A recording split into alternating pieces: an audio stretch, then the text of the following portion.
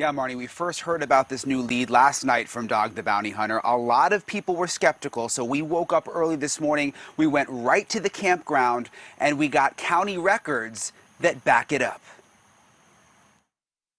Gabby Petito's family talking publicly for the first time since her body was discovered and the manhunt for Brian Laundrie officially began. Her mom grateful for all the support. I just hope that people are inspired by her. It's hard to put into words, but it means a lot to me that she's touched so many lives already. Gabby's parents and step-parents all got tattoos last night like Gabby's that say "Let It Be," referencing her favorite Beatles song. I wanted to have her with me all the time, so we all, I feel it. This helps. We all put them. Gabby's family says their focus now is on remembering the 22-year-old. Their attorney says they have full confidence in the FBI, but are still frustrated with Brian's parents. The Laundries did not help us find Gabby. They're sure is not going to help us find Brian.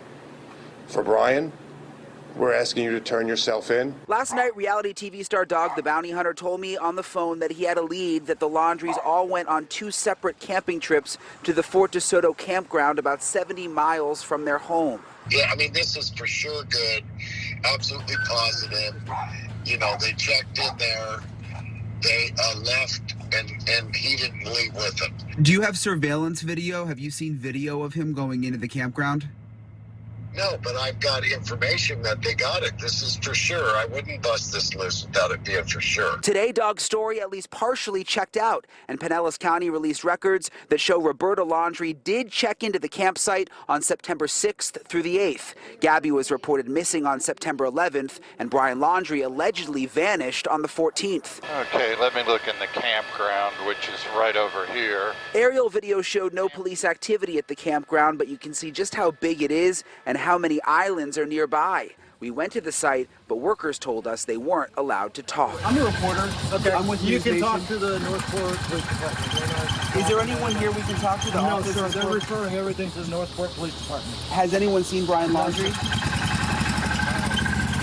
This campground worker drove off, and no one was talking in the campground store either. Have you seen Brian Laundrie? We're doing I haven't. I don't know anything about it.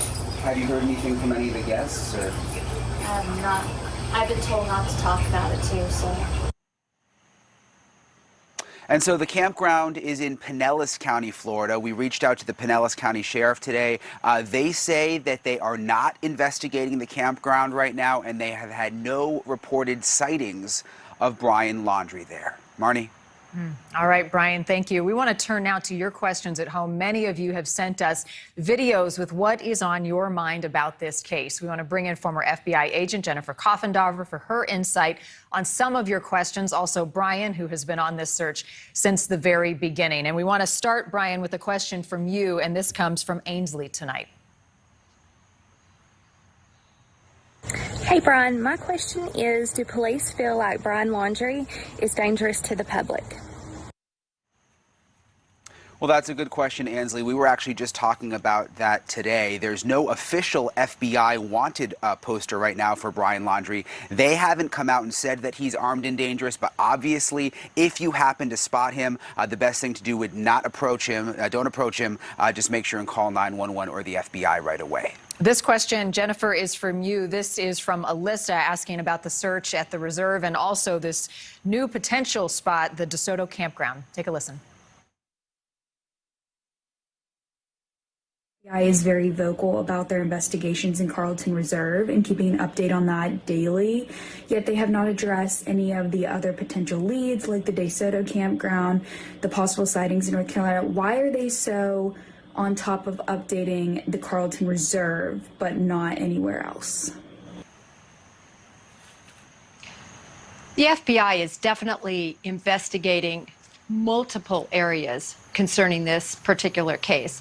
However, the Carlton Reserve, due to that deer cam, due to the information from the parents, due to the Mustang being there, they just want to make sure they have not left any stone unturned at that Carlton Reserve. They also may know something we don't tonight. Jennifer, this is another question for you, Jennifer, from Nikki tonight about Brian Laundrie's parents. Do you think the FBI is tracking the parents' phone calls to see if they're reaching out to Brian or Brian's reaching out to them? Yes. Can you They are. elaborate, Jennifer? Yes, I mean, that is definitely something they're going to be looking at. They probably have what we call a PIN register on the phones. They're going to be tracking pings. They're going to be tracking all calls in and out from those phones. It could be a critical piece of information. All right, Brian, this question comes to you from Jennifer tonight about Gabby's phone. Was Gabby's phone ever recovered? And if it wasn't, is there a possibility that Brian never actually had a cell phone, that he had Gabby's cell phone, and that's how he was communicating back and forth with his parents?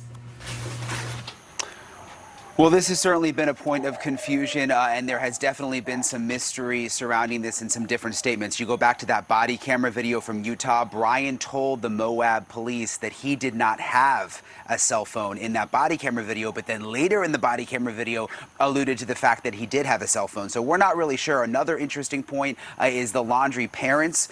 Their attorney said that when Brian went missing, when he allegedly went for that hike in the swamp, they say that he left his cell phone behind.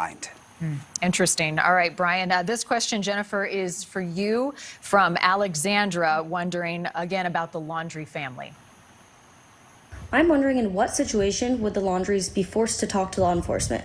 And how close is the evidence that we have right now to being enough for law enforcement to bring them in? So the Laundrie family is under no obligation to come in. They do not want to incriminate themselves, and they are covered by the amendment saying they don't have to. That's why they've retained counsel also to answer questions on their behalf. And there is really not a situation at this point that they're going to be forced to testify. Even if it went to trial, if it was something that it was incriminating toward them, they would not be forced to testify.